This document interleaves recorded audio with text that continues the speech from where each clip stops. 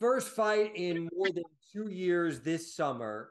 Last fight, you shattered your leg against Uriah Hall. Where are you mentally and physically? Man, I'm good. I'm excited to come back and make a splash. It's been a long road to get to this position, but I feel great physically. I'm actually, if you know anything about the Whoop band, I'm about to put in my fifth activity on the day. Wow. I'm in groups with thousands of people. I'm in this one group with 4,000 people. Right now I'm sitting at 10. I got to get to number one. No, but yeah, I feel great, man. I'm putting a lot of work in. My body feels good. It's all coming together great. So you're fighting Brad Tavares, and I read some quotes you had about him where you said, all respect to him. He's a really good fighter. But at the same time, you kind of said, he's not a world beater. Like, it's a good first fight. Am I mischaracterizing what you're saying? Because if I'm him, I'm thinking, I'll show you how good I am. Yeah, I know.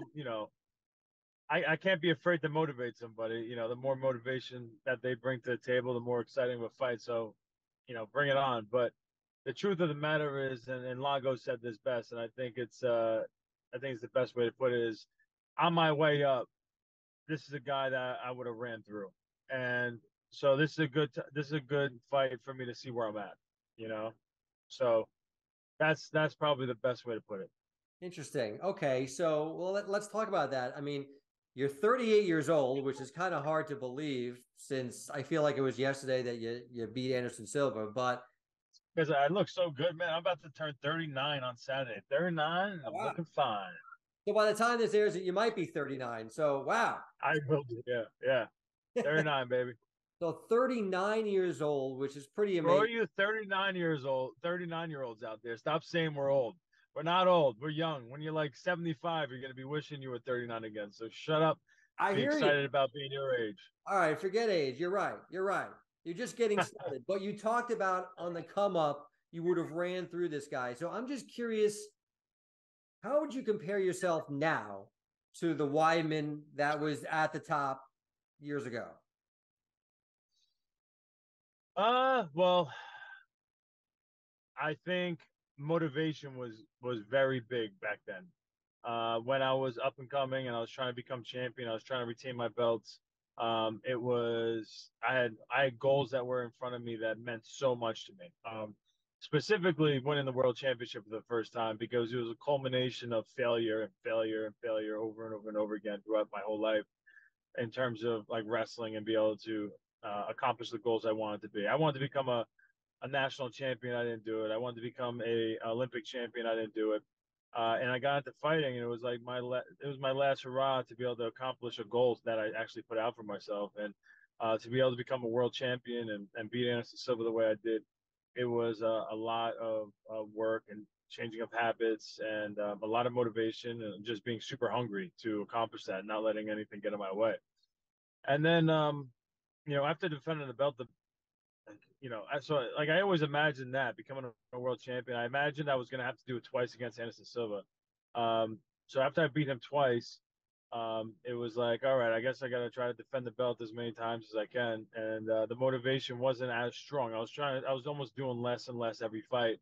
I was worried about getting injured because there was a lot of criticism every time I would get injured, and it was just a lot of headache, between the UFC and fans. And so I started doing less as opposed to more. And eventually, I think that added up.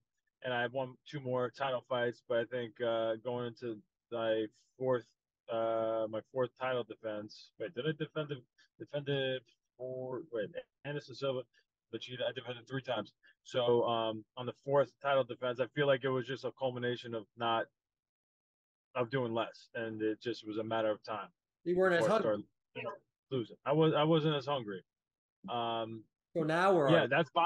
that's the way to make it a short answer. I just wasn't as hungry, and now I'm really hungry, man. I think having this injury, having this catastrophic traumatic injury like I did, and everything I've had to go through to get to this point, it's you couldn't do it without a motivation and a hunger and a belief in yourself. And I really want to get back, and it's because I just really haven't been performing on the level that I think I'm at. over the last few years. So do you And want then to prove breaking it my to leg, yourself? having the time off. It was just a amount. It was just a lot of time for me to, I want to end. I want to end my career on a really strong note. So, um, That's what I was going to yeah, I ask. just want to live up. Do you want to prove it to yourself or do you want to shut up the naysayers? Where is it? It's really prove it to myself and prove it to the people that believe in me because all the guys that have been around me all these years and the guys who are around me now, they see the potential and they feel like I should be just crushing everybody. And I want to prove them right, and I want to prove myself right because I do think I have a lot of potential. I put a lot of work in over these years. This is a sport where experience is so key, and I have so much damn experience. I have athletic ability, and even with all these damn surgeries and injuries I've had, like for some reason, my body is still moving in ways I can't believe it is. I shouldn't be moving it at all at this point. So I feel like God's put me here for a reason, and I'm super motivated and excited to go out there and inspire people by coming back from probably one of the worst injuries our sport has ever seen. Yeah, I read that you basically want to throw that kick right away to get it out of the way, right? Yeah, I figure, if you're afraid to do something, you do it. You get in a car accident, you don't just stop driving, for a week or two. You just get back in that car and you drive. And obviously, this is is a little bit different, but it's also similar. How you want to face anything that you're uncomfortable with, and that's how you grow. Like public speaking, I feel like is a good one for people to understand because I think it's always something that people tend to not want to do.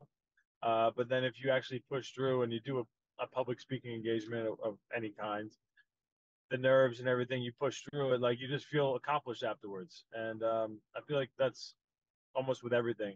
You just want to keep doing things that make you uncomfortable. It's probably why I fight. I think fighting makes me very uncomfortable. And in order for me to keep growing as a person to test my limits, I think it's a perfect occupation for me to pick to do that. All right, two last things are done. Number one, where do you see this going? Like you're looking at this, you want to end your career on a high note.